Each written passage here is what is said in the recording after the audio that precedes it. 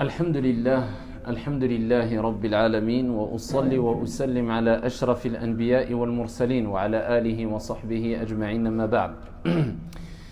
Alors je vais tenter de réunir deux sujets qui sont liés quelque part bien sûr dans une et même conférence. Alors le premier sujet concerne les relations entre époux et épouse, donc le couple. Et le deuxième sujet concerne l'éducation des enfants. Alors les deux sujets sont liés, mais on pourrait les séparer en faisant deux conférences différentes, mais je vais tenter ici de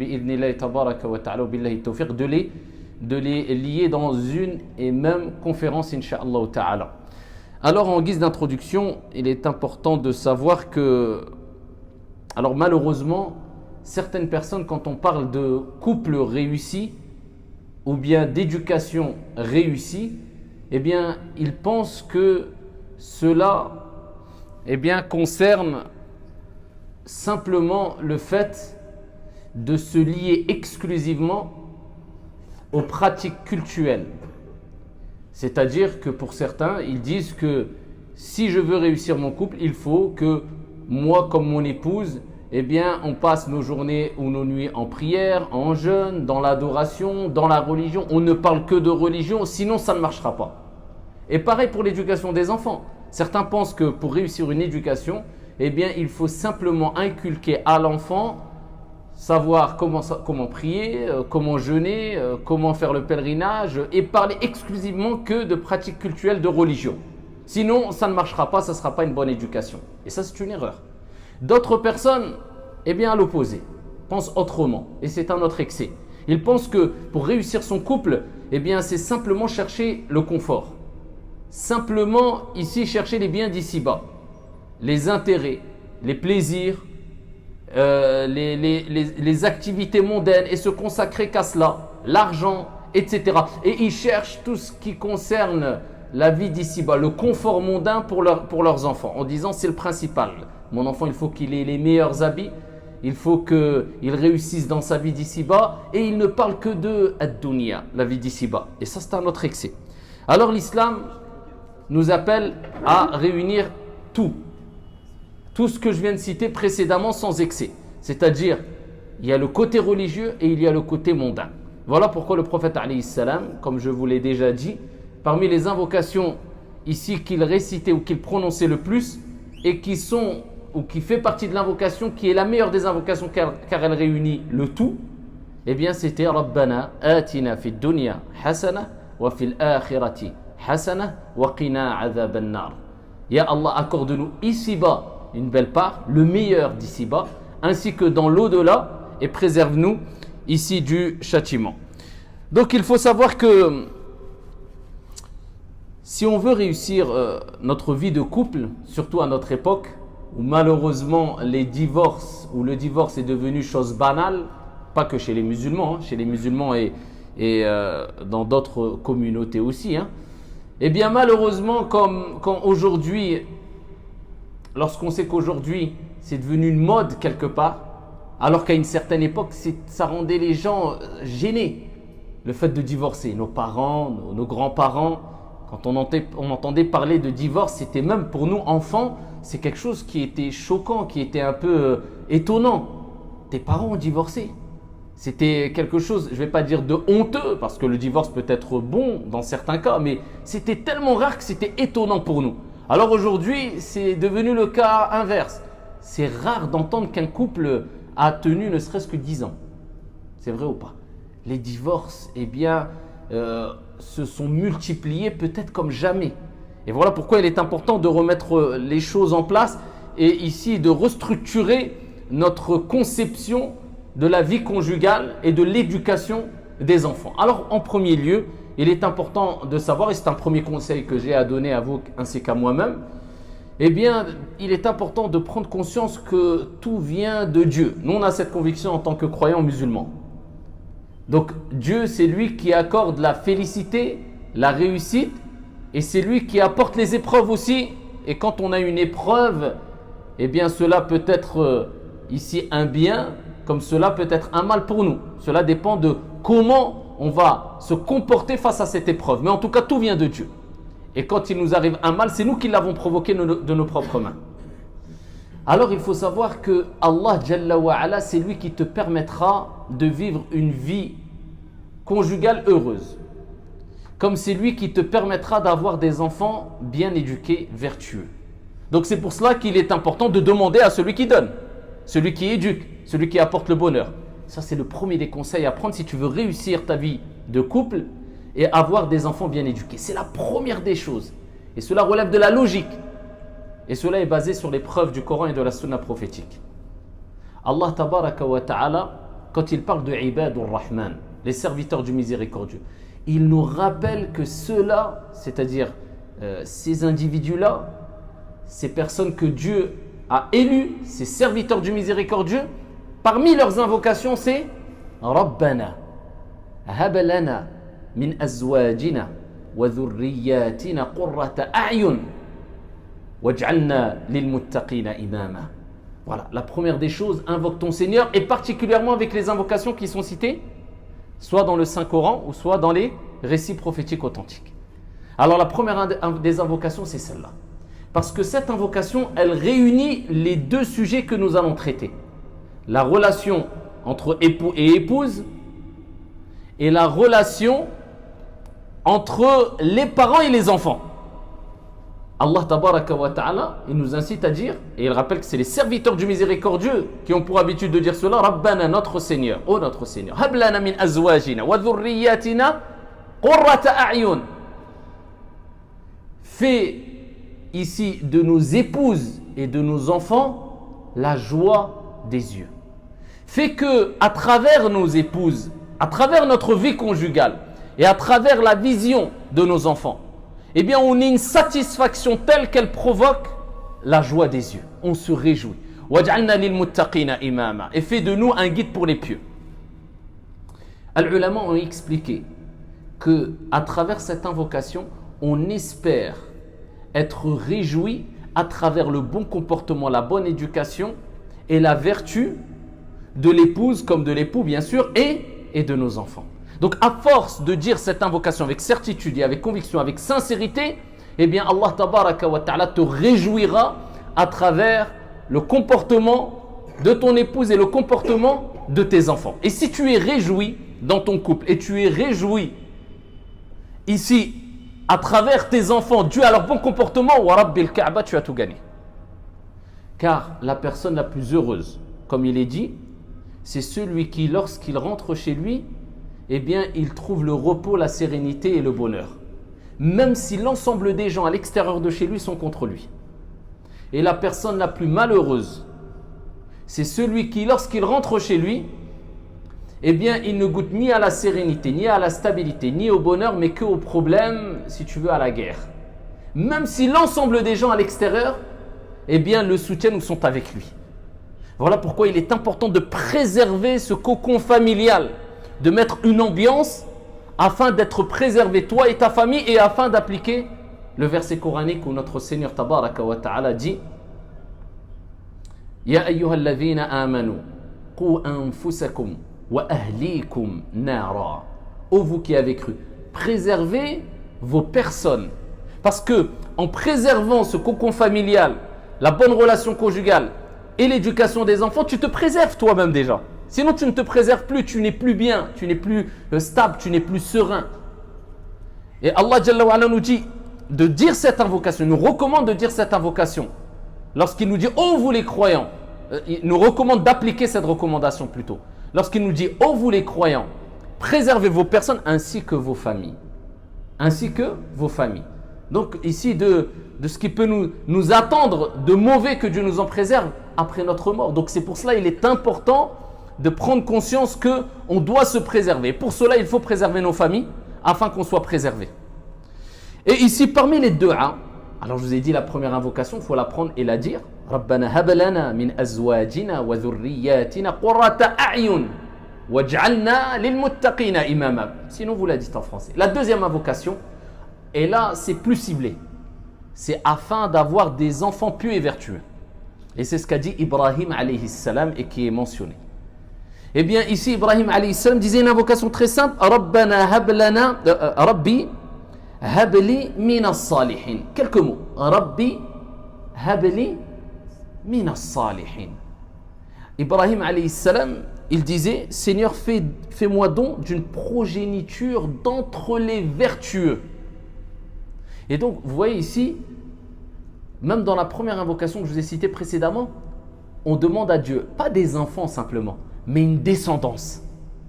Donc ne demande pas à Dieu de t'accorder des enfants pieux simplement, des enfants vertueux, des enfants respectueux, des enfants bien éduqués. Non, une descendance. Ainsi tu invoqueras en faveur de tes enfants, de tes petits-enfants, etc.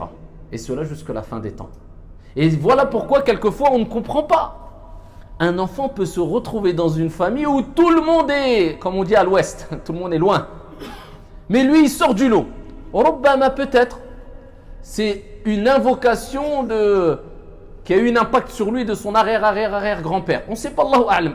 Invoque pour que Dieu te donne, et voilà pourquoi Allah dit Rabbana hab lana min azwajina wa dhurriyyatina. Dhurriyyatina, c'est pas tes enfants, c'est ta descendance.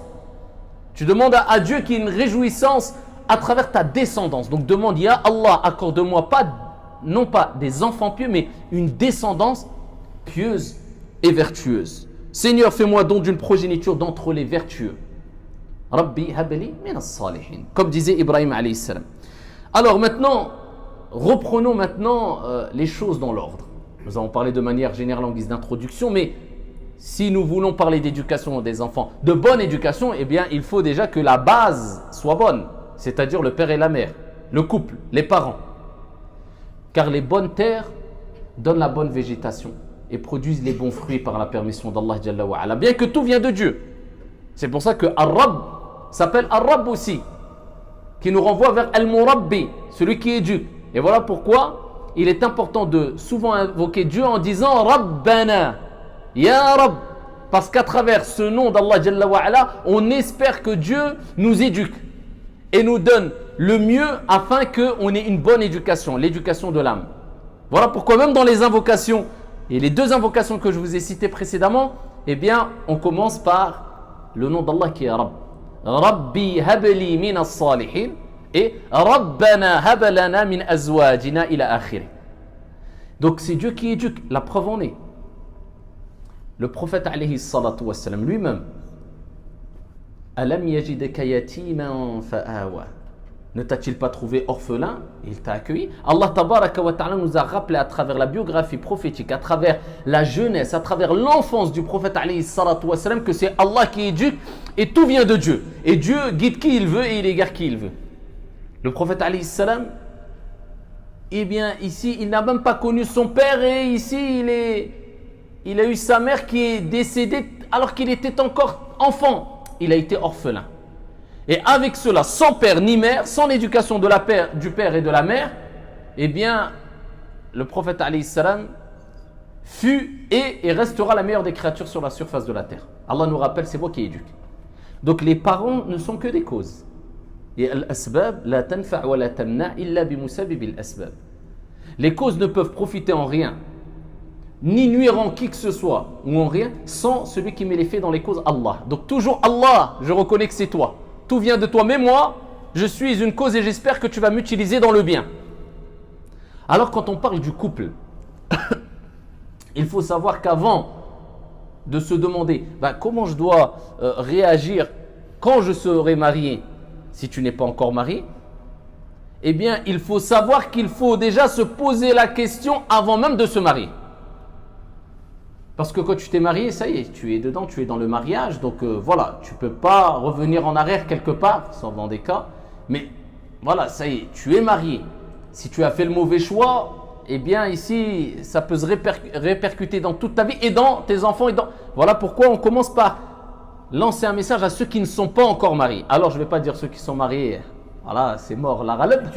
Mais on espère que tout se passe bien. Mais en tout cas, s'il y a des problèmes, eh bien là, il faut trouver des solutions. Mais en tout cas, ceux qui ne sont pas encore mariés, eh bien, on leur donne 2 conseils. Premier des conseils, méfiez-vous de la précipitation. Le prophète alayhi salam nous dit Al-ajalatu min ash-shaytan. La précipitation vient de shaytan. Watta'anni min Allah, le fait de prendre ses précautions, réfléchir avant d'agir, ça vient d'Allah tabaraka wa ta'ala. Première des choses, attention à la précipitation. Et ici, je donne un deuxième conseil à d'autres personnes qui partent à l'excès. C'est pas il se précipite, mais il est en contact depuis tellement longtemps avec la femme que peut-être même la plupart des gens pensent qu'ils étaient mariés. Ça fait 10 ans, ah mon frère j'attends, je sais pas, on est en train d'essayer de se découvrir, de se connaître. Ça fait 10 ans, Yahri, tu aurais pu avoir 8 enfants. Et que, tu attends quoi? Il y a 2 excès. Alors le premier excès, c'est la précipitation. Mariage express qui engendre souvent des divorces express. Mon frère, c'est la sunna. Il la voit appelle Zama au début Hishman. Inch'Allah, il y a Ukhti, il y a Akhi, à coup de Akhi, Ukhti, le minhaj. Moi j'ai des conditions, c'est comme ça, on fait la muqabala. C'est souvent, voilà, c'est carré, c'est devenu mécanique, presque une mode. Je ne dis pas ce que je viens de citer, ça ne relève pas, mais de la manière qu'on la présente et qu'on comprend ces termes, on dirait que c'est. Qu'est-ce que c'est que ça? À peine il voit la sœur, il baisse la tête. Ouais, ma sœur, je veux ces conditions. On dirait qu'il a fait un contrat de vente. Ça comme condition, ça t'accepte, na'am.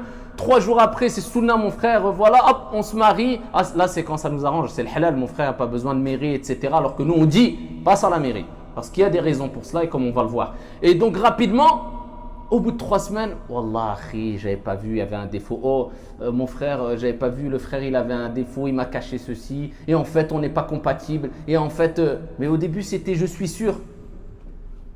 Vous imaginez, je ne sais pas si il y a d'entre vous des gens qui sont parents, vous accepteriez que votre fils marie comme ça? Quelqu'un va venir, va dire moi sunna, je le connais Nida dans 19, c'est bon, on fait le mariage demain. Je dis c'est l'ab, mon frère. Va jouer, va loin.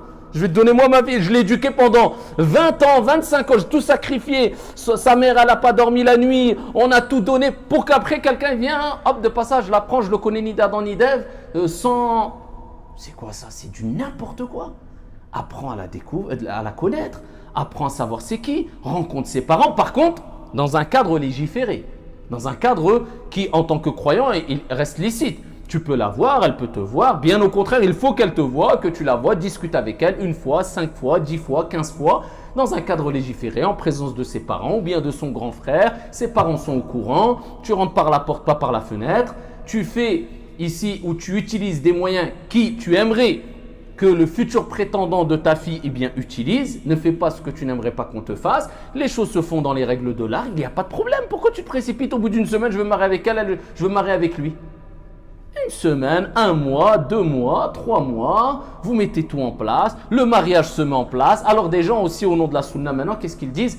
Ah, il y a des textes qui disent que la femme où il y a le plus de baraka, de bénédiction, celle qui demande le moins de dot, et on adapte comme on veut, comme si le prophète n'avait jamais rien donné comme dot. Et tu peux donner même 1 euro. C'est symbolique, c'est sunna. C'est sunna, on ne remet pas ça en question. Mais le fait que les gens maintenant, on joue tellement avec le mariage, à tel point qu'ils ne donnent plus la valeur qui lui est due au mariage. Ils en font quelque chose de banal. Eh bien, on leur dit non. Pour que tu donnes de l'importance au mariage, parce qu'il relève en tout cas nous de nos principes religieux, c'est de donner une dot à la femme qui correspond à tes moyens et à l'amour que tu lui portes à la femme. C'est ce qui est le mieux à faire. Alors, il y a des gens qui rentrent à l'excès aussi. On dirait qu'ils vendent je ne sais quoi, des voitures. Et c'est des parents qui rentrent dans cela, alors que ça n'a rien à voir avec les parents. La dot, c'est pour l'épouse, c'est comme un présent, un cadeau qu'on lui donne. Et les parents qui viennent négocier, moi je veux 10 000 ou 20 000, ah non, tu me donneras 30 000. Ça n'a rien à voir avec toi, c'est à la fille que je donne et je vois avec ma future épouse. Et ils demandent des sommes astronomiques. Non, mais un autre excès, ça coûte de 1 euro 50 centimes ou un Coran. Et après, voilà, khlas, 1 semaine, il divorce. Non, donne-lui de l'importance à ton épouse, prouve-lui son amour selon tes capacités. C'est un cadeau, un présent que tu lui donnes. Je ne vais pas lui donner 100 000 euros, mais si tu peux lui donner 500, tu lui donnes. Si tu peux donner une parure en or, donne-lui. Mais donne un présent, un cadeau selon tes moyens. Et aussi quand tu fais le mariage. C'est pas, tu invites 3 personnes, ouais c'est sunna, voilà on a mangé, c'est le principal. Non, le prophète il dit a'linu nikah.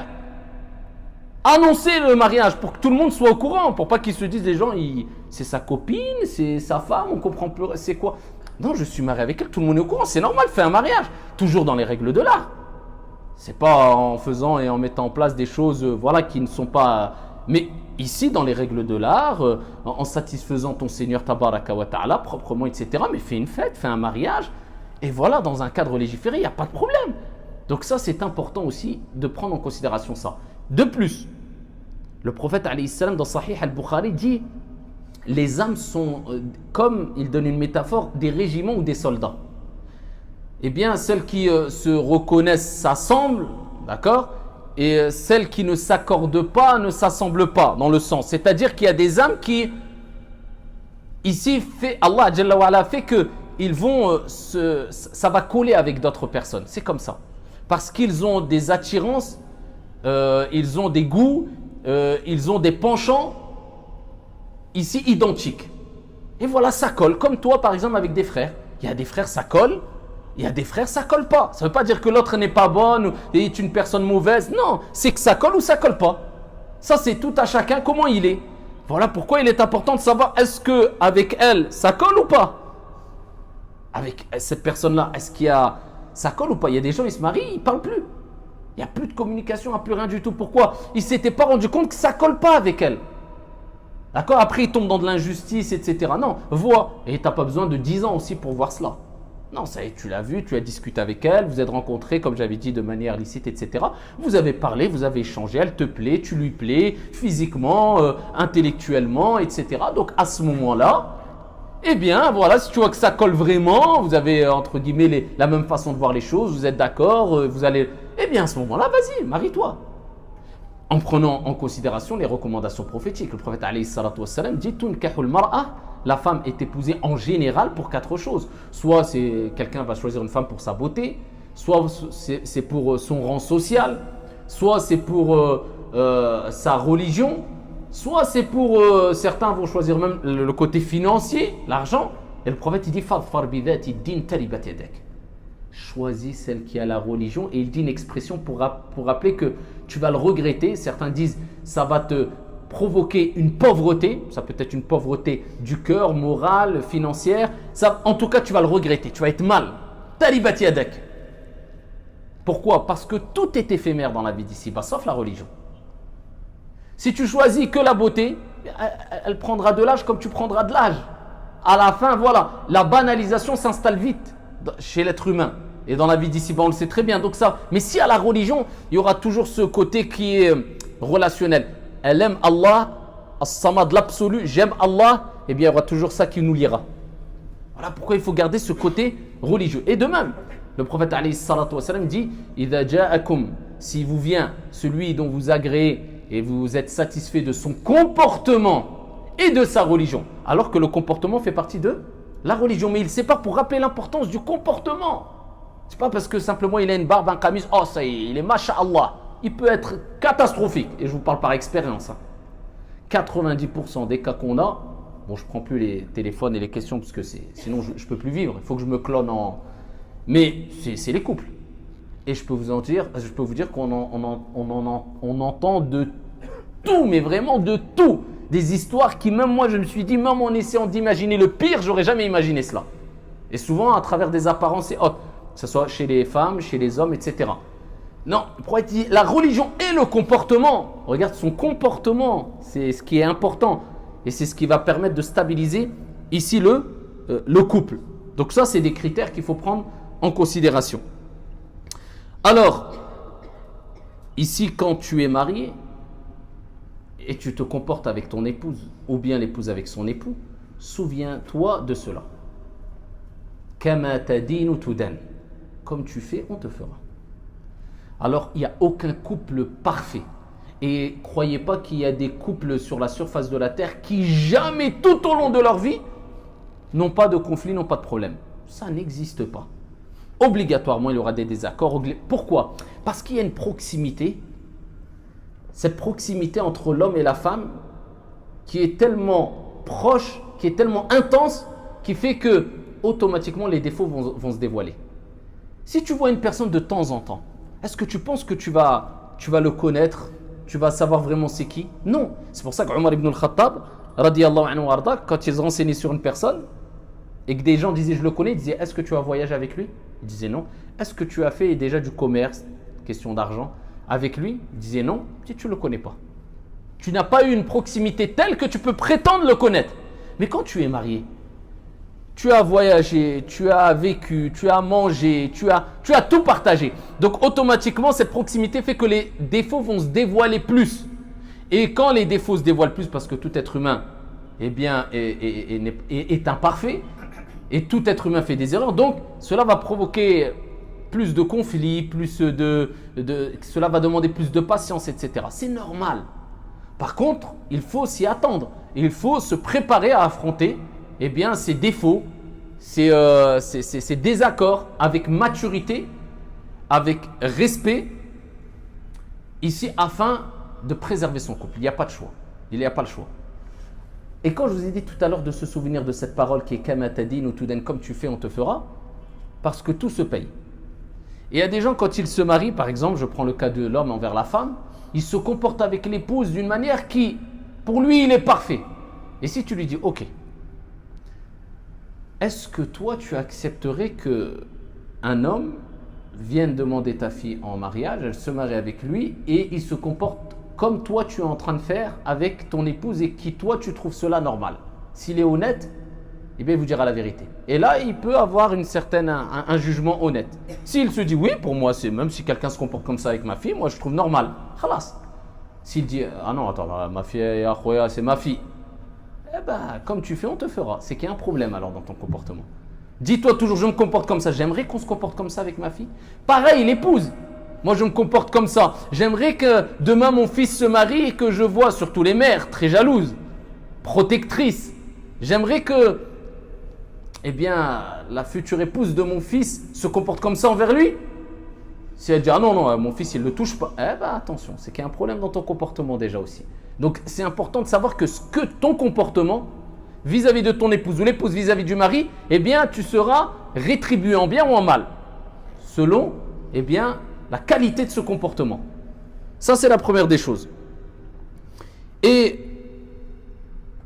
ici, quand je vous ai dit tout à l'heure qu'il est important de préserver, d'avoir une certaine maturité et du dialogue et du respect dans le couple, c'est parce que sans ça, c'est impossible de préserver le couple. Maturité, respect et dialogue. Surtout le dialogue. Pourquoi? Parce que le dialogue réunit tout. Celui qui dialogue, c'est qu'il est mature. Celui qui dialogue, il doit le faire dans le respect. D'accord? Si tu préserves ce dialogue-là, un dialogue mature et respectueux, wallahi, tu sauves ton couple. Tu vas sauver ton couple de tous les plus gros problèmes. Alors pourquoi il est important d'apprendre à dialoguer? Et quelquefois, cela va venir de la femme, quelquefois, cela va venir de l'homme.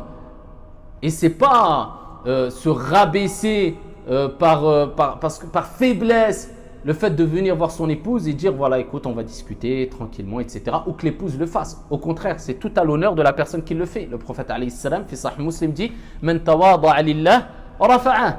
Celui qui agit avec cette humilité pour Dieu, il se rabaisse pour Dieu, Dieu va l'élever. Et le meilleur est celui qui passe le salam le premier en cas de conflit. Alors qu'on sait qu'il est interdit en islam de ne pas parler à son prochain, à son frère ou à sa sœur plus de 3 jours. Et celui qui le fait pendant 1 an, fi sahih, le prophète alayhi salam dit, il donne une comparaison, il dit c'est comme s'il avait versé son sang. C'est comme s'il l'avait tué. S'il ne parle pas avec son frère pendant plus d'1 an. À partir du moment où il n'y a pas de raison de le faire vraiment légal, religieusement. D'accord? Parce que certains, pour un oui, pour un non, ils ne parlent plus à leur frère. Non. Ici, il faut faire très attention. Alors que dire de son épouse ou de l'épouse envers l'époux? Dépasse pas 3 jours. Les 3 jours, tu ne les dépasses pas. Alors, il faut savoir que même Shaitan, le diable, Allah a accepté qu'il dialogue avec Dieu. Toi, tu vas rejeter le dialogue. Tu ne vas pas accepter que ton épouse dialogue avec toi ou que toi, ou que l'épouse ne va pas accepter que le mari dialogue avec elle. C'est quoi ça? Un couple sans dialogue, c'est quoi cette relation? Dieu a dialogué avec Shaitan, il lui a permis de dialoguer, il lui a donné la parole. Regardez un peu cette leçon que Dieu nous donne. À titre d'exemple, Allah Jalla wa Ala dit Qala ya Iblis, ma laka alla takuna ma'a as-sajidin. Oh Iblis, qu'as-tu à ne pas faire partie de ceux qui se prosternent? Il parle à Shaitan, il lui donne la parole. Et Shaitan a dit je ne puis me prosterner devant un homme que tu as créé d'argile crissante extraite d'une boue malléable. Oui, mais il a justifié. Mais dans tous les cas, est-ce que Dieu lui a donné la parole? Il y a des gens, ils ne veulent rien entendre. C'est moi qui ai raison, tais-toi. Chut, je ne veux rien entendre. C'est comme ça, un point, c'est tout. Toi, tu as de la maturité, c'est immature. Toi, tu es respectueux, irrespectueux ou irrespectueuse. Toi, tu prétends dialoguer, tu ne sais pas c'est quoi le dialogue. Et si vous enlevez le dialogue, vous avez tout enlevé, toujours dialoguer. Et quelquefois, une petite histoire, vous savez, elle peut se transformer en une montagne de problèmes et créer un divorce. Alors qu'à la base, ça a été quoi? Moi, je préfère le bleu, toi, tu préfères le noir. Souvent, c'est la goutte qui a fait déborder le vase. Mais quelquefois, et parce qu'il y a un manque de dialogue respectueux, ça monte le ton, attends, mais t'as vu, t'as crié, t'as manqué de respect, après ça ikhlas, je divorce. Et après, les gens, ils viennent te voir. Yachir, j'ai fait une erreur, quoi? J'ai dit à ma femme 4 fois sur place, je divorce. Est-ce que yaqa la yaqa? Est-ce qu'il a lieu ou pas? Est-ce que c'est compté comme un seul divorce? Je parle d'un point de vue religieux. Hein. Est-ce que c'est considéré comme un divorce ou pas? Est-ce que... Pourquoi tu l'as dit 4 fois? Allez, même si on va dire oui, il y a des divergences sur la majorité, c'est 4 divorces, c'est définitif, hein, d'un point de vue religieux. Là, je deck pour dire 4 fois je divorce. Va acheter un punching ball, va faire du sport, va te défouler, sors, cours. Pourquoi tu te défoules en disant 100 fois je divorce? Il y en a, ils viennent dire, j'ai dit 10 fois je divorce. Je te divorce, je te divorce, je te... Après, wallah, je regrette. Eh ben, trop tard. Oui, mais j'ai entendu que sous la colère, le divorce n'a pas lieu. Comme si quand divorçait une femme, on lui offrait une rose. Je te divorce. Bien sûr, tout le monde est en colère quand il divorce. Mais c'est quel type de colère? Le prophète alayhi salam, il parle de la colère qui fait que tu ne sais plus ce que tu dis. Tu es comme el-majnoun, le fou qui a perdu toute raison. Même si on te dit qu'est-ce que tu avais dit, tu dis wallah, je ne sais même plus. Tellement que tu étais fou de rage. Mais autrement, la colère, bien sûr qu'il a lieu le divorce. Et je ne rentre pas dans les détails, est-ce que 3 c'est compté 1 ou la majorité? 3 c'est 3, c'est définitif, plus de retour possible d'un point de vue religieux. Donc, afin de ne pas tomber dans ces choses-là, déjà, laissez de côté ce terme je divorce. Après, ça doit être réfléchi, et je ne dis pas que dans certains cas, ce n'est pas la solution de divorcer. Dans certains cas, c'est la solution. Mais pour cela, il faut une personne sage, perspicace, qui a entendu les deux. C'est pas il a entendu la femme pleurer pendant 20 minutes et là, le type il dit oh là là, quel criminel l'autre personne, quel injuste, Celui qui vient te voir avec un œil crevé avant de porter un jugement, attend de voir l'autre personne, peut-être l'autre a les 2 yeux crevés. C'est une expression qui est vraie, un proverbe. Attends d'entendre les 2 personnes, même si l'autre elle t'apporte 1000 arguments, ou le frère t'apporte 1000, t'as pas entendu les deux, chut, tais-toi. Si tu veux juger entre 2 personnes, il faut avoir le niveau. Et si tu as le niveau, il faut écouter les deux. Tu n'as pas écouté les deux, chut, tais-toi. Même si la personne pleure, on ne cessera de le dire. Wallah, on peut te dire 1 milliard de choses. Ne remets pas en compte sa parole. Peut-être elle dit vrai, peut-être il dit vrai. Mais tu n'as pas le droit islamiquement, religieusement et d'un point de vue de l'équité, prendre une position sans que tu aies écouté les deux. Sinon, tu es injuste. Zalim. C'est quoi l'injuste? C'est celui qui ne donne pas le droit à chaque personne, où il prive une personne de son droit. Tu as privé l'autre personne de s'exprimer. Et ça, c'est dans tout conflit.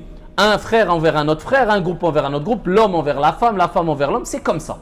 D'accord? Donc, il faut faire très attention à cela. Et quand tu juges, fais très attention à savoir si tu as tous les tenants, les aboutissants, si le mieux pourrait de divorcer ou pas, ou de rester, etc. Donc ça, c'est du cas par cas, ici quelque part.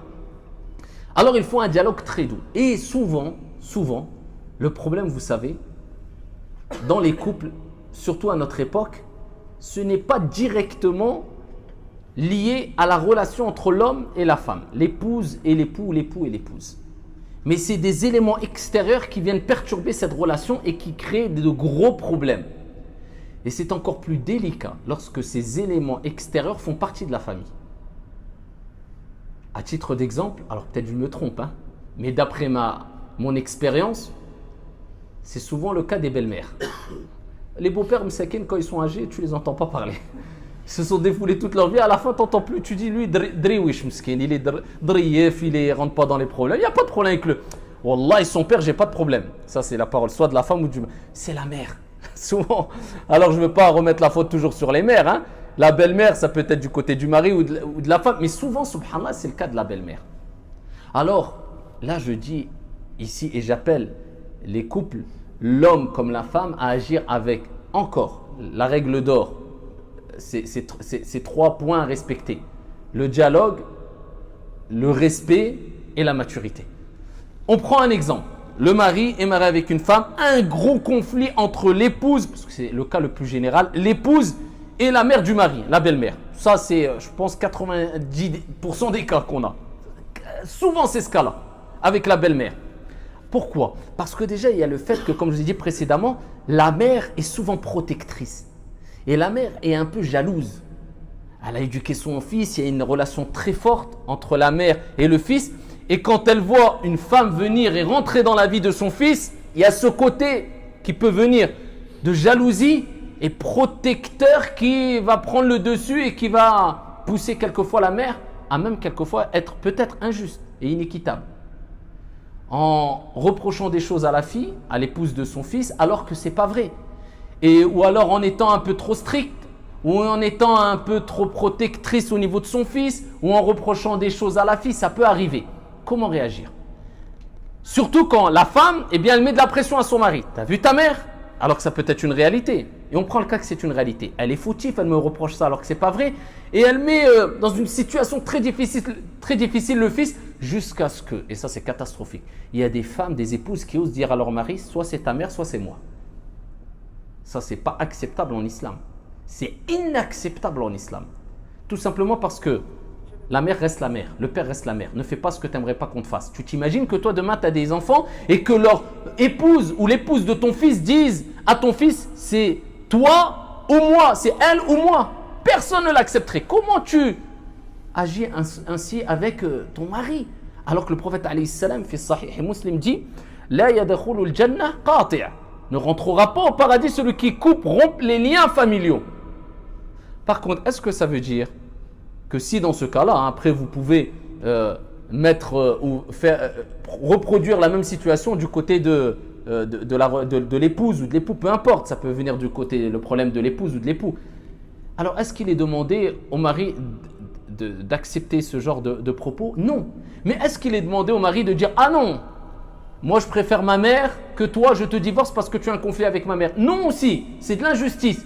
Mais il faut agir avec équité. Il faut agir avec maturité et avec dialogue et avec respect. Que cela doit venir du côté de l'époux et de l'épouse. L'épouse doit être compréhensible et le mari aussi. Le mari doit être au niveau de parler à son épouse en disant et en la rassurant. Je sais que sur cette chose-là, ma mère a tort. 100% tu es dans la vérité, je reconnais que c'est toi qui as dit vrai, mais pas devant la mère. Avec maturité, avec hikma, sagesse. Faire et dire ce qu'il faut au moment qu'il faut, de la manière qu'il faut, sans blesser la mère, en lui disant mais par contre, mets-toi à ma place, sois compréhensible. Il dit ça à son épouse, c'est ma mère. Donc je ne peux pas couper les liens. Donc devant elle, entre guillemets, on va essayer d'apaiser les choses. Mais je sais que tu as raison, et il rassure. Et l'épouse doit être compréhensible. Alhamdulillah. Mon mari a pris en considération que je suis ici, je ne suis pas en tort. Il me donne raison. Mais il m'a expliqué, c'est sa mère, je suis d'accord.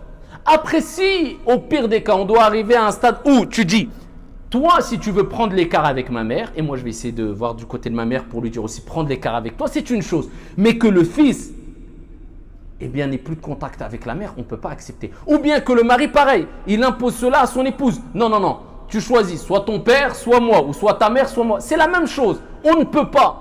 Il faut réussir à satisfaire tout le monde sans briser de manière définitive une relation. Parce qu'on est dans le cadre familial, qu'on le veuille ou non. Et le prophète, il dit, La yadkhulul jannah qati'. Donc, eh bien, rassure ta mère et rassure ton épouse et comporte-toi de la meilleure manière avec ta mère et la meilleure manière avec ton épouse et sois équitable dans le jugement et reconnais les torts d'un parti ou de l'autre sans froisser qui que ce soit. Ça demande beaucoup de maîtrise de soi, beaucoup de dialogue, mais la compréhension doit venir de l'épouse et de l'époux. Et bien sûr, les beaux-parents doivent faire un grand effort quant à ces questions-là. Ils sont mariés, il faut leur faire confiance, il ne faut pas provoquer un divorce. Parce que des parents, quelquefois, provoquent des divorces. Et ça, c'est catastrophique. Et je ne dis pas par la cause de cela, on rompt les liens avec nos parents, mais ça, c'est un message aux parents. Il faut faire très attention à ne pas s'immiscer à tel point que ça crée des divorces. Même si vous n'êtes pas d'accord avec certaines choses, khlas, c'est quoi qui prime? Eh bien, qu'ils préservent leur couple. Eh bien, khlas, laissez-les préserver leur couple et patienter. Et invoquer Allah tabaraka wa ta'ala afin qu'il facilite les choses. Donc, prenez en considération aussi cet élément-là afin de préserver vos couples. Parmi les moyens aussi, c'est de mettre une bonne ambiance à la maison. Le prophète alayhi salam s'amusait avec son épouse, il s'amusait avec ses enfants, les compagnons, Omar ibn al-Khattab recommandaient, etc. Et il disait même, il y avait des recommandations qui sont rapportées d'être comme un enfant qui joue quand il rentre chez lui. Mais quand il s'agit d'être un homme, qu'il soit un homme. D'accord? Quand il sort de chez lui. Mais à la maison, c'est une ambiance, même si tu es avec tes enfants, tu joues, tu t'amuses, au contraire. Il y avait un homme qui est venu voir le prophète, alayhi salam, il lui a dit, ah, Rasulallah, j'ai 10 enfants. Je n'ai jamais embrassé un de mes enfants. C'était à l'époque, c'était très dur, les Arabes. Les Arabes, ils arrivaient, ils étaient élus. Pour lui, c'était le début de l'islam. Pour lui, c'était une fierté. Et ah, Rasulallah, moi, le prophète, alayhi salam, lui a rappelé que celui qui ne fait pas miséricorde, Allah ne lui fera pas miséricorde. C'est quoi ça? T'as pas de miséricorde, toi? Il faut agir avec douceur. Il y a des parents, ils ne donnent même plus de temps à leurs enfants. Après, ils s'étonnent pourquoi, quand ils grandissent, leurs enfants les abandonnent. Alors, je comprends que tout le monde peut travailler, tout le monde peut. Mais ici, tu es obligé de donner un temps à ton épouse, l'épouse à son époux, les parents à leurs enfants, les enfants. Il faut qu'il y ait ce temps qui soit donné à la famille. Le prophète alayhi salam dit wa inna li jasadika alayka haqqa wa inna li ahlika alayka haqqa. Ton corps a un droit sur toi, même ton corps. Ta famille, elle a un droit sur toi. Ta famille a un droit sur toi. Tu dois donner du temps à ta famille aussi, à tes enfants, un moment pour s'amuser, pour aller se promener, pour aller en vacances, pour rire, pour s'amuser. Voilà pourquoi je dis précédemment, il ne faut pas croire que la vie conjugale ou l'éducation des enfants réussit parce que par le cultuel. Prière, jeûne, ça ne tiendra pas. L'âme doit être éduquée. Et elle doit être éduquée avec douceur et avec fermeté. Si tu agis que avec douceur, eh bien elle va flancher. Que avec fermeté, elle va flancher. Tu as besoin des moments de détente. C'est comme ça. Tu as, besoin des moments de fermeté. Quand c'est l'heure de prier, c'est la prière. Quand c'est l'heure de l'ibadah, c'est din, c'est din. Les grands péchés, tu t'en écartes. Mais quand c'est de manière licite, il faut s'amuser, il faut s'épanouir, il faut voyager, il faut apporter une certaine ouverture d'esprit aux enfants, fais-le. Tu veux faire de tes enfants des gens sectaires, bornés, qui grandissent, ils ont peur de tout le monde, ils sont enfermés dans leur bulle? Non. Eh bien pour cela, il faut leur apprendre cela. Découvrir les choses, découvrir d'autres horizons, se promener, sortir, s'épanouir. Et ça, c'est important. Et là, je commence à rentrer petit à petit dans l'éducation des enfants aussi. Ça, c'est important. Donc, de mettre cette ambiance afin qu'il y ait des moments de rire, des moments de convivialité dans le couple, c'est important. Sinon, ça va devenir une vie triste. Il y a des gens, rentrent à l'excès. Din, j'ai peur. Ibada, t'as fait ça, t'as fait ça. Mais c'est quand tu t'amuses avec ton épouse. C'est quand tu t'amuses avec tes enfants. C'est quand tu t'épanouis. Tu ne peux pas. Certains savants, comme j'avais fait pour ceux qui ont suivi l'éducation de l'âme, le charh d'une risala que j'avais faite, eh bien ici, le cheikh rappelait que l'éducation de l'âme, il donnait une métaphore, c'est comme celui qui va dresser un poulain. Et parmi les règles d'or, quand on dresse un poulain, ce qui est attesté aujourd'hui, alors que lui, c'était il y a 13 siècles, plus de 13 siècles qu'il existait le cheikh, eh bien ici, ils disent, il y a quoi? Fermeté et douceur. Subhanallah. Même le poulain, et lui, il avait donné, il y a des siècles en arrière, cette métaphore. T'éduques ton âme, c'est comme t'éduques un poulain. Après, voilà, j'avais fait une série de cours, je ne peux pas vous détailler en quelques secondes. Mais l'éducation de l'âme a besoin de ça, la fermeté et la douceur. Pas trop de douceur, sinon c'est mort. Pas trop de fermeté, sinon c'est mort. Ton âme, elle ne tiendra pas. Par contre, il ne faut pas rentrer dans l'excès aussi. Certains disent, ah, moi, regarde, c'est la fermeté et la douceur, je fais mes 5 prières. Mais à côté, il part à l'excès. Il fait même des grands péchés au nom des plaisirs, des divertissements. Et il est 3%, il laisse 3% de sa vie pour le côté religieux, 97% pour les plaisirs. Non, là, il y a un décalage, là, ça ne marchera pas. Il faut harmonier les deux. Et le principal, c'est de se préparer pour l'au-delà. Sans oublier sa vie d'ici-bas. Toujours être prêt à rencontrer son Seigneur, tabaraka wa ta'ala. Donc ici, il y a ce côté d'amusement et de divertissement qu'il faut ici maintenir dans le couple. Et pour terminer, pour le couple, la reconnaissance. Ash-shukr. Si tu n'es pas reconnaissant à travers ton comportement vis-à-vis de ton époux pour tout ce qu'il fait et tout ce qu'il t'a apporté comme bien, ou si l'époux n'est pas reconnaissant vis-à-vis de son épouse pour tout ce qu'elle fait, tout ce qu'elle lui a apporté comme bien, wallahi, ça ne marchera pas. De plus, le prophète alayhi salam dit, celui qui n'a pas été reconnaissant envers Dieu, il n'est pas reconnaissant, il n'a pas été reconnaissant, celui qui n'a pas été reconnaissant envers les gens, il n'a pas été reconnaissant envers Allah. Car c'est Dieu qui t'a mis à disposition cette personne pour t'apporter du bien. La reconnaissance, c'est celle qui préserve, comme on dit les savants. Et lorsque ton Seigneur proclama, si vous êtes reconnaissant, je vous en rajouterai. Je ferai accroître de mes bienfaits sur vous, à travers la reconnaissance. Donc, plus tu es reconnaissant et plus tu récolteras des fruits sucrés. Moins tu es reconnaissant et plus tu seras ingrat et plus tu le payeras. Donc soyez reconnaissant envers votre épouse pour tout ce qu'elle fait. Alors certains sont reconnaissants à travers des paroles. Ils ont une facilité pour dire je t'aime, ils ont une facilité pour dire des mots doux. D'autres, ils ont plus de facilité d'une autre manière. C'est à travers des présents, à travers des cadeaux, en faisant plaisir à son épouse, en lui offrant des choses. Chacun comme il peut, chacun comme il veut. Mais il faut être reconnaissant. Et de même, l'épouse, elle doit être reconnaissante pour tous les bienfaits que son époux lui donne.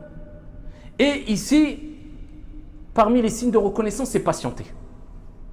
Je suis reconnaissant envers mon époux quand il fait une erreur en patientant parce que je sais qu'à côté, il fait beaucoup de bien et il m'apporte énormément.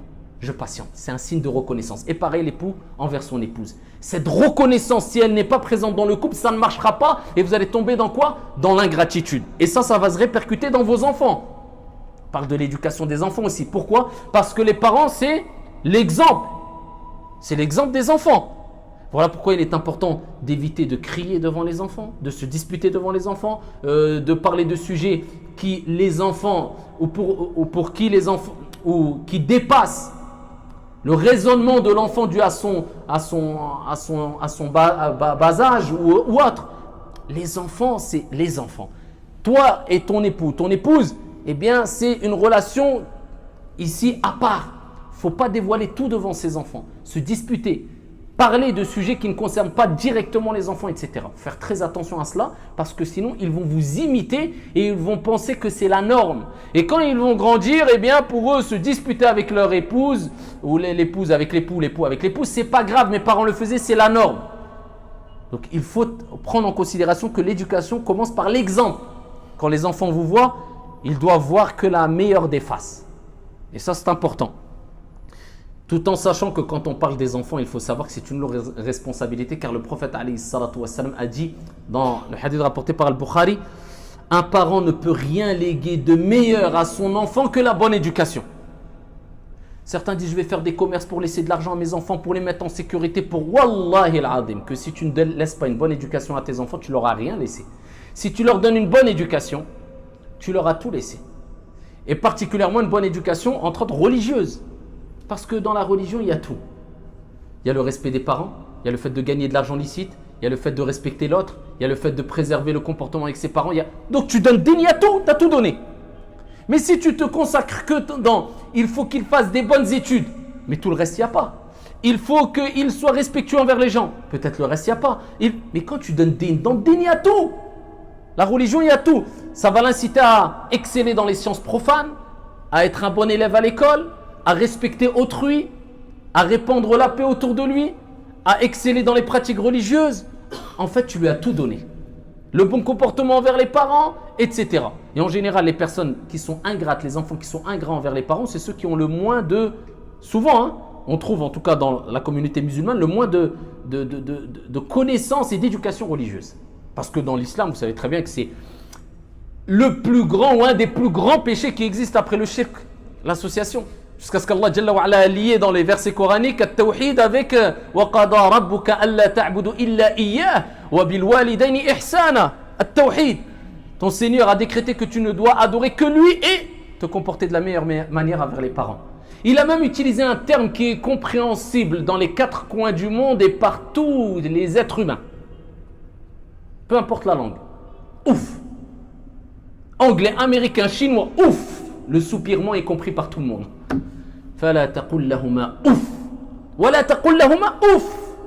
Ne leur dis pas, c'est pas oh tu m'énerves. Oh, il a utilisé un terme subhanah afin que ce terme soit compréhensible et saisi par l'ensemble des êtres humains. Juste, t'as pas le droit de leur dire ça. Ça fait partie des grands péchés.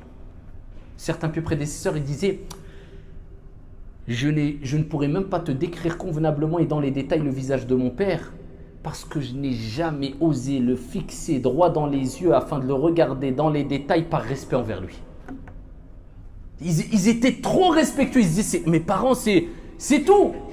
Le paradis est sous les pieds dans une version de ton père et de ta mère.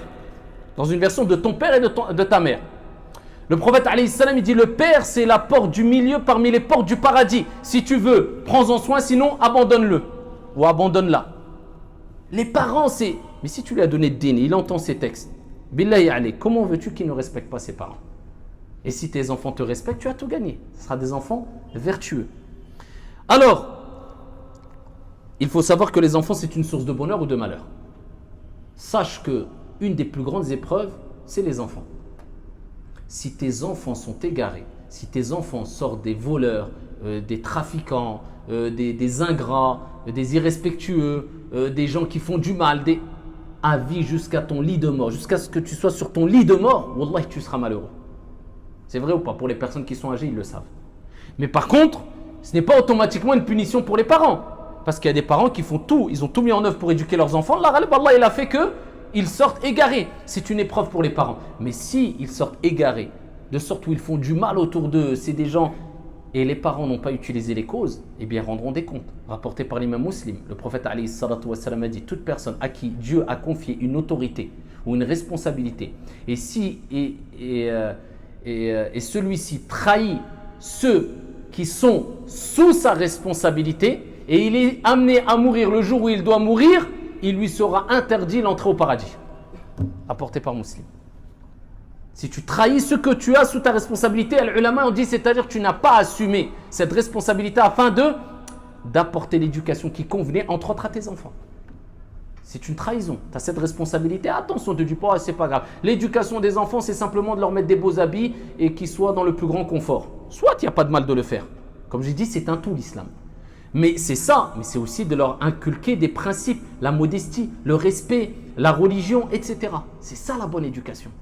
Et c'est un tout la bonne éducation. Ali ibn Abi Talib, il lui a attribué une parole. J'arrive vers la fin. Ici, il disait, alors qu'elle soit authentique ou pas, elle est attribuée à Ali ibn Abi Talib, laquelle ici, il y a des choses intéressantes à en tirer. Regardez, il donne un mode d'emploi très généralisé et très condensé concernant la relation avec nos enfants et l'éducation des enfants. Il dit jusqu'à 7 ans, 0 à 7 ans, amuse-toi avec ton enfant. De 7 à 14 ans, c'est-à-dire rajoute encore 7 ans, donc jusqu'à arriver quasiment à l'âge de la puberté ou à l'âge de la puberté, approximativement. Donc de 7 à 14 ans, éduque-le. Inculque-lui les principes, l'éducation. Les 7 années qui suivent, donc au-dessus de la puberté, qui vont suivre la puberté les 7 années, fais-en un ami intime avec toi. C'est un ami, il est proche de toi, ça y est, il y a une autre relation. C'est comme un peu ton ami. Et ensuite, les 7 années qui suivent, donc passer les 20 ans, 21 ans, laisse-le agir à sa guise. C'est les étapes. 0 à 7 ans, alors bien sûr que si on rentre dans les détails, je pourrais faire une conférence sur chaque étape. Une conférence d'au moins 1 heure. Mais bon, en bref. 0 à 7 ans, c'est vrai que c'est un âge où l'enfant a besoin de jouer, s'épanouir, etc. Penser que... Mais ça ne veut pas dire qu'il n'y a pas d'éducation qui lui est donnée. Loin de là. Loin de là. L'éducation commence même avant que tu aies des rapports avec ton épouse. C'est pour ça qu'il est recommandé de faire l'invocation avant d'avoir des rapports avec son épouse. Afin que, si Dieu a décrété que tu aurais un enfant après ces rapports, eh bien, cet enfant sera préservé contre le mal de Shaitan. C'est un hadith authentique. D'accord? Donc ça commence bien avant, mais 0 à 7 ans, c'est plus l'amusement, le divertissement pour l'enfant, tout en sachant que ça, il faut lui inculquer petit à petit les bases, les paroles, etc. De tawhid, l'amour de la religion, l'amour de ses parents, le respect des gens, etc., etc. Mais c'est souvent un âge, voilà. À partir de 7 ans, ça y est, on rentre plus dans le côté éducatif, scientifique. On lui donne les enseignements, les principes moraux, etc. Jusqu'à 14 ans. 14 ans, fais-en ton ami. Pourquoi 14 ans? Il y a des gens, ils se réveillent quand leurs enfants ont 14-15 ans. Oh là là, mon fils, il faut vraiment que je fasse quelque chose. Il a 15 ans, il rentre dans la crise d'adolescence, ça devient... Mais c'est trop tard. T'as posé les... C'est la fin. T'es arrivé à la fin. 15 ans, normalement, c'est ton ami. Mais si tu as raté l'éducation pendant les 7 années, qu'est-ce que tu fais? Ça y est, il rentre dans la crise d'adolescence, il ne voudra même pas t'écouter. Il ne voudra même pas être ton ami. Combien de parents disent, je veux être avec mon fils, il ne veut même pas être avec moi. Pourquoi? Tu en as pas. Tu lui as pas donné une bonne éducation afin qu'il soit ton ami. Et tu payes les conséquences maintenant. Il préfère aller voir des gens qui sont égarés dehors ou dans des quartiers quelquefois qui font des choses mauvaises que rester avec son père. Parce que ça colle pas. Il n'est pas dans la même longueur d'onde que toi. C'est de ta faute.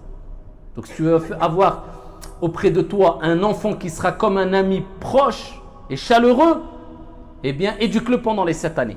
Apprends-lui le respect. Apprends-lui l'importance de l'éducation.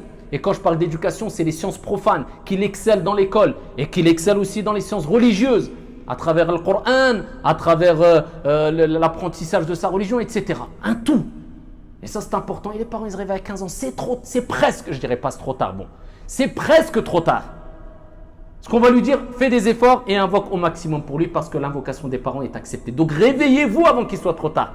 Ça commence très tôt l'éducation des enfants, les bonnes moralités. Parce que le comportement s'ancre. Et il va grandir avec un caractère inné.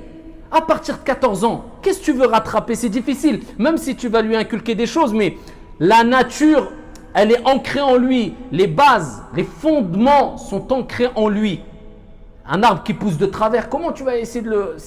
Ça y est, c'est presque trop tard. Donc si tu veux lui donner des bons fondements, des bonnes racines, c'est dès le début. En tout cas, du moins, c'est surtout de 0 à 15 ans. Ça, c'est clair et net. Le plus dur et les plus grands efforts, c'est de 0 à 15 ans. Par quoi commencer? Je terminerai avec ça. Sinon, je vais rester de 4 heures. J'aurais pu rester 10 heures, mais bon, j'ai voulu joindre les deux. Je vous prendrai simplement, pour terminer, des passages de Surat Luqman. Et je vous renvoie à cette Surat. Luqman al-Hakim, le sage. Dans Surat al-Luqman, dans le Coran, Luqman, il a éduqué son enfant à travers des paroles qui sont devenues des principes fondamentaux qu'on doit inculquer à nos enfants dans l'éducation dès leur plus jeune âge. Il a exhorté son fils. Et Allah Jalla wa Ala a retranscrit ces paroles sages de Luqman al-Hakim, le sage. Et on doit prendre exemple sur ces paroles-là. Et Allah Jalla wa Ala dit dans le Coran al-Karim, وَإِذْ قَالَ لُقْمَانَ لِابْنِهِ وَهُوَ يَعِظُهُ يَا بُنَيَّ لَا تُشْرِكْ بِاللَّهِ إِنَّ الشِّرْكَ لَظُلْمٌ عَظِيمٌ. Et lorsque Luqman dit à son fils, tout en l'exhortant, Ya Bunay, regardez les paroles qu'il utilise, Luqman, et qu'Allah a mentionné dans le Coran. Il n'a pas dit, Ajlana ntahad, je dirai pas les mots. Il a dit, Ya Bunay, il n'a pas dit mon fils. Ya Bunay, c'est un diminutif, c'est-à-dire, c'est comme si c'est un mot tendre, c'est pas mon fils, c'est comme, oh mon petit enfant, mon enfant proche, c'est pas Ya Ibni, Ya Bunay, Ya Walad, Ya Bunay, c'est pour montrer la relation chaleureuse, ici tendre qu'il y a entre le père et son enfant. Il l'exhorte, d'abord utilise une bonne muqaddima, toujours quand tu poses une question, quand tu exhortes, commence avec des paroles douces et sages, et ça c'est une règle de base. Même quand tu poses des questions religieuses, etc. Il y a des gens, on les voit dans l'éducation. Quand je vois des gens, quand ils posent juste des questions religieuses dans l'éducation, je me dis, Ya Rab, qu'est-ce que ça doit être ces enfants? S'il te plaît, j'ai une question à 2 minutes là, j'ai une question à te poser là. Regardez les vaches ensemble, mon frère. C'est quoi, on a joué au foot ensemble? Pas par rapport à moi. Je te demande pas de me respecter moi en tant que père. Tu poses une question religieuse. Barakallahu fik, j'ai une question, si cela ne te dérange. Bon, je te dis pas, j'exagère là, mais. En tout cas, ne brusque pas. Il y en a presque qui te tirent comme ça. Hey, j'ai une question, attends 2 secondes là, je voulais te dire. Quand tu te connais, vous vous connaissez avec la personne, c'est une chose. Mais pour vous dire, quand on intercepte une personne, quand on veut parler à une personne, il faut utiliser un langage qui est adapté à ce qu'on souhaite de la personne. Ya bunay, la tushrik billah. Et il lui a enseigné la première chose, at-tawhid. Parce que nous, l'islam est basé sur at-tawhid, l'unicité. Rappelez que nous, à ton enfant, de manière simple, on n'adore qu'un Dieu unique et qu'on reconnaît les prophètes, mais on n'adore aucun prophète parce que c'est des hommes et que ce n'est pas des divinités, et at-tawhid, l'unicité. Mais l'unicité, c'est pas simplement comme certains croient. Ah mon frère, moi j'écoute pas un tel, il fait pas des cours de tawhid. Celui-là, il doit tout reprendre dans tawhid parce qu'il n'a pas compris que tawhid, c'est pas un mot, mais c'est une vie. Là, on parle pas de tawhid là. Quand tu dis à quelqu'un isbir, wahtasib, patiente et espère la récompense d'Allah. C'est pas du tawhid ça. On est obligé de mettre le mot tawhid pour dire que c'est un cours de tawhid. Si tu dis oui, t'as rien compris au tawhid, va tout recommencer. Tawhid, c'est tout tawhid. C'est rappeler que tu aimes Dieu, que tu places ta confiance en Dieu, que tu patientes lors des épreuves. C'est ça l'unicité d'Allah. Parce que tout cela a une relation avec Dieu l'unique. At-tawhid. Rappelle cela à ton enfant. Parmi les recommandations plus loin, qu'est-ce qu'il dit? Oh mon cher fils, ya bunay, toute faute fut-elle du poids d'un grain de moutarde dissimulé dans un rocher, dans les cieux ou dans la terre, Dieu le mettra en pleine lumière, car Allah Jalla wa Ala est subtil et parfaitement informé. Il lui rappelle quoi? C'est comme si tu disais quelque part à ton fils, mon fils, même si tu vas te cacher dans ta chambre et t'éteins la lumière, Allah te verra. Ça ne sert à rien de mentir, parce qu'Allah Jalla wa Ala, Dieu, eh bien, dévoilera ton mensonge un jour ou un autre. Oh mon fils, ça ne sert à rien de cacher des choses. Ça ne sert à rien d'essayer de voler cela en pensant que ton père et ta mère ne te voient pas. Dieu te voit. Pourquoi? Parce que si tu inculques ça à ton fils, toute sa peur et sa confiance et son amour ne seront pas basés que sur les parents. Ça veut dire mes parents ne sont pas là, je fais ce que je veux. Non, c'est sur Dieu avant. Mes parents sont là, je les aime. Mais au-dessus d'eux, il y a Dieu. Et ton fils, quand il a ça, il ne fera pas ce que font beaucoup d'enfants, et c'est naturel, hein, surtout en bas âge, mentir, etc. Tu lui fais comprendre, moi tu vas me mentir, c'est une chose, mais Dieu saura. Et un jour ou un autre, Dieu te dévoilera et ça va être pire. Je préfère que tu reconnaisses, et au moins, je dis au moins il a reconnu, que tu caches. Voilà. Vous voyez l'enseignement qu'il faut donner aux enfants? Rappelez que Dieu le voit et que ça ne sert à rien de cacher les choses aux parents, parce qu'au-dessus des parents, il y a Dieu. Parmi les recommandations aussi, il dit tout de suite après, Ya bunay aqimis salah, la prière. Le prophète alayhi salam nous rappelle que cet entraînement de la prière doit être donné aux enfants à 7 ans, bien que ce n'est pas obligatoire pour eux à 7 ans. Mais ici, on les entraîne, tu leur fais aimer, c'est pas imposer. On n'est pas là pour imposer, nous, des choses de religion, etc. Tu fais, c'est comme... Non. Il faut que ça vienne de lui-même. Il faut qu'il aime la prière, cette relation spirituelle avec son Seigneur, qu'il trouve un repos dans la prière, qui prennent exemple sur son père et sa mère qui prient à l'heure, qui prient dans une bonne ambiance, etc. Il faut faire aimer la prière aux enfants. Ya bunay aqimis salah. Il lui dit, fais la prière. Wa'mur bil ma'ruf. Ordonne le convenable, ce qui est bon, ordonne-le. Wanha anil munkar. Et interdit ce qui est mauvais. Wasbir ala ma asabak. Et patiente quant à ce qui t'arrive. Inna dhalika min azmi al-umur. C'est la bonne résolution à prendre dans toutes les affaires. Les recommandations en or. La prière, le fait de ne pas cautionner le mal. Oh mon fils, tu vois quelqu'un voler, eh bien tu dois le rappeler que c'est pas bien. Et s'il n'écoute pas, eh bien oui, tu peux le dénoncer. Oh mon fils, si tu es à l'école et quelqu'un opprime un autre élève, ou alors commet un quelconque harcèlement, tu dois aller l'aider et tu dois aller exhorter cette personne et tu dois aller dénoncer cette personne-là. C'est-à-dire, voilà, il faut que tu éduques ton enfant à cela aussi. Ça, c'est important. Wasbir ala ma asabak. Il faut apprendre aux enfants à patienter. Si wallah, vos enfants, vous leur apprenez pas c'est quoi la patience dès le plus jeune âge, surtout à notre époque où on gâte tellement les enfants, alors ça ne veut pas dire qu'il est interdit de gâter, au contraire, pas de problème.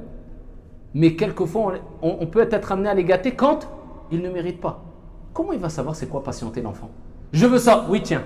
Je veux ça, oui tiens. Il pleure un peu, oui t'inquiète pas mon fils, tiens.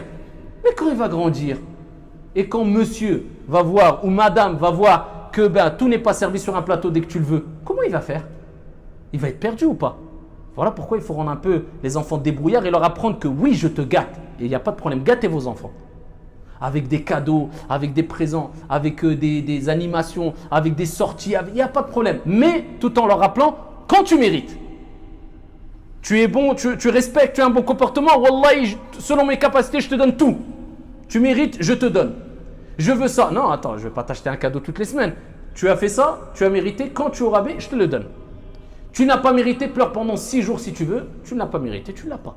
Et là, tu règles ton enfant, tu lui donnes un cadre, tu le mets sur les rails. Sinon, il va être perturbé l'enfant. Je veux ça alors que je ne le mérite pas. Mais tu te prends pour qui? D'accord? Et ça, c'est depuis, surtout les enfants, ils testent leurs parents. Et ça, c'est extrêmement important. Tu penses bien faire, mais tu es en train de pourrir ton enfant. Et je ne suis pas en train de dire agir avec dureté comme certains pensent qu'il faut frapper leurs enfants au qui. Non, ça c'est de la bêtise. Là, tu as raté l'éducation si tu en arrives là. Ça doit être avec de l'autorité, juste avec le regard, en étant strict quand il faut, et le comportement de base, la douceur, apprendre à nos enfants qu'il faut pardonner quand tu leur pardonnes, en essayant de les rendre les plus réjouis possibles, en leur offrant des cadeaux, en leur permettant de s'épanouir, en leur permettant de... Voilà, c'est comme cela. Mais il faut qu'ils comprennent, tu as quand tu mérites. Et ça, c'est essentiel dans l'éducation des enfants. Et ensuite, il dit وَلَا تُصَعِرْ خَدَّكَ لِلنَّاسِ Allah. Et ne détourne pas ton visage d'une manière arrogante des gens. Regardez, mais ça, j'aurais pu vous faire une conférence pour chaque point. Là, il inculque quelque chose d'essentiel qui se perd aujourd'hui. Vous vous rappelez à une époque? Juste à l'époque de nos parents, moi je me rappelle quand on était jeunes, quand on voyait des invités venir à la maison ou des parents, on avait honte, on était vraiment respectueux, salam alaikum ammi et tout. Maintenant les enfants, à peine ils disent salam alaikum, ils regardent la personne, salam alaikum. Et c'est les personnes adultes qui viennent et qui disent ça va mon petit. Nous, à peine ils nous parlaient, on était Tout s'est inversé, plus de respect. Il détourne le visage des gens. Et là, Luqman il dit وَلَا تُصَعِّرْ خَدَّكَ لِلنَّاسِ وَلَا تَمْشِ فِي الْأَرْضِ مَرَحًا. Ne marche pas sur la terre d'une manière avec de l'orgueil et je ne sais qui. T'es qui toi? T'es un enfant encore en plus. Respectueuse envers les autres, peu importe les personnes, surtout envers les professeurs et toute personne qui t'apporte un bien, que ce soit à la mosquée ou que ce soit à l'école. On entend maintenant même dans l'école nationale, dans l'école publique, des enfants qui insultent leurs professeurs, qui frappent leurs professeurs. Mais on va où? Tout s'est inversé, tout s'est chamboulé. La personne qui lui enseigne les mathématiques ou je ne sais quoi, au lieu de respecter, et même quelquefois les parents viennent, eh bien c'est eux qui crient sur le professeur, pas sur l'enfant. Oui, pourquoi tu as parlé mal à mon fils? Mais attends, on va où là? Donc c'est pour ça qu'il faut rappeler cela et inculquer ça à ses enfants. Tu passes le salam, tu regardes la personne, tu souris. Et attention d'être orgueilleux. Et quand tu marches sur la terre, comme il disait Luqman, وَلَا تَمْشِ فِي الْأَرْضِ مَرَحًا إِنَّ اللَّهَ لَا يُحِبُّ كُلَّ مُخْتَالٍ فَخُورٍ. Allah, il déteste toute personne pleine de glorioles qui marche sur la terre de manière orgueilleuse, vantard, prétentieux. Ça, il faut inculquer ça. At-tawadu', la modestie aux enfants. Et ensuite, il termine en lui disant ici, sois modeste dans ta démarche, sois modeste dans ta démarche. Waqsid fi mashik waghdud min sawtik. Et baisse ta voix. Inna ankara al-aswat. La voix la plus détestée, c'est sawtul hamir. Il donne une métaphore ici, un comparatif pour rappeler que la voix doit être, c'est-à-dire ne crie pas sur, lui rappeler qu'il n'est pas bon de crier. Toujours avoir ce comportement doux. Alors si les parents passent leur journée à crier, il y a des gens, c'est devenu maintenant normal. Par exemple, l'époux va dire à son épouse, mais pourquoi tu cries quand tu parles? Ou l'épouse va dire à son mari, mais toi dès que tu parles, tu cries. Il va dire, je crie pas. Pour lui ou pour elle, tellement qu'ils ont pris ça d'une banalité de parler fort pour eux. Non, de crier, c'est pas parler fort. De crier pour eux, sinon, j'ose un peu le ton. Si tu prends une tierce personne, il écoute, il va être choqué. Genre, attends. Pourquoi elle crie? Pourquoi il crie? Prendre l'habitude de parler sans crier. D'accord? Prendre l'habitude de parler sans crier. Et ça, c'est un point essentiel dans l'éducation des enfants. Donc ça, c'est, pour pas trop prolonger, des éléments qui, je pense, sont essentiels afin de préserver son couple, réussir sa vie conjugale, son couple, et de préserver la bonne relation entre parents et enfants et de donner une bonne éducation aux enfants. هذا وصلى وسلم ورحمكم الله على نبي المختار وعلى آله وصحبه أجمعين والحمد لله رب العالمين.